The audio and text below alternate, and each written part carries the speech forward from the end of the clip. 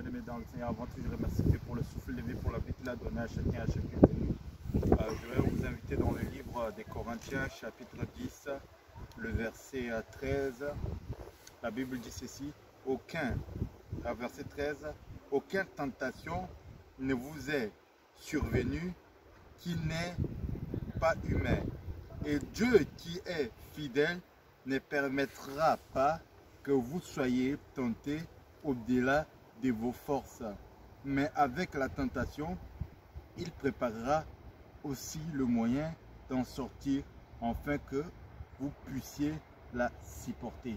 Bien-aimés dans le Seigneur, écoutez-moi très bien. Dernièrement, pour ceux qui ont suivi la vidéo précédente,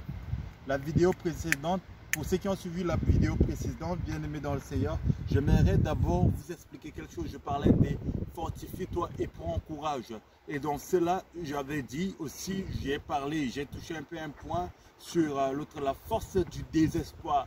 Je dis ceci, dans les désespérances, Dieu ne peut pas permettre qu'une situation comme nous venons de lire peut t'arriver à moins que tu n'es pas doté de capacités qui ne peut pas, c'est-à-dire qui n'est pas supérieure, autrement dit, aux circonstances lesquelles tu es en train de rencontrer.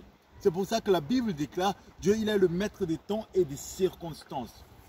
Suivez-moi très bien. Il y a des circonstances qui se passent dans la vie. Il y a des choses lesquelles qui se passent dans la vie. Laissez-moi vous dire quelque chose. C'est parce que Dieu sait que derrière ça, c'est-à-dire qu'il y a une victoire. Derrière ça, il y a une solution. Et chaque situation qui arrive, c'est-à-dire Dieu te fortifie. Cette situation font en sorte que tu sois fortifié. Cette situation font en sorte que tu sois encore une personne affermie pour sortir vraiment, c'est-à-dire la force de Dieu qui est en toi. La force de Dieu, comme j'ai toujours l'habitude de dire, la force de Dieu commence quand la chair meurt. Et laisse-moi te dire quelque chose. Pendant que je suis en train de parler, pendant que je suis en train d'élever ma voix, en train juste même t'expliquer cela, si tu es en train de passer les moments difficiles, c'est que tu as forcément, c'est-à-dire une force intérieure qui est 10 fois plus forte, 10 fois plus puissante que les situations lesquelles tu es en train de rencontrer.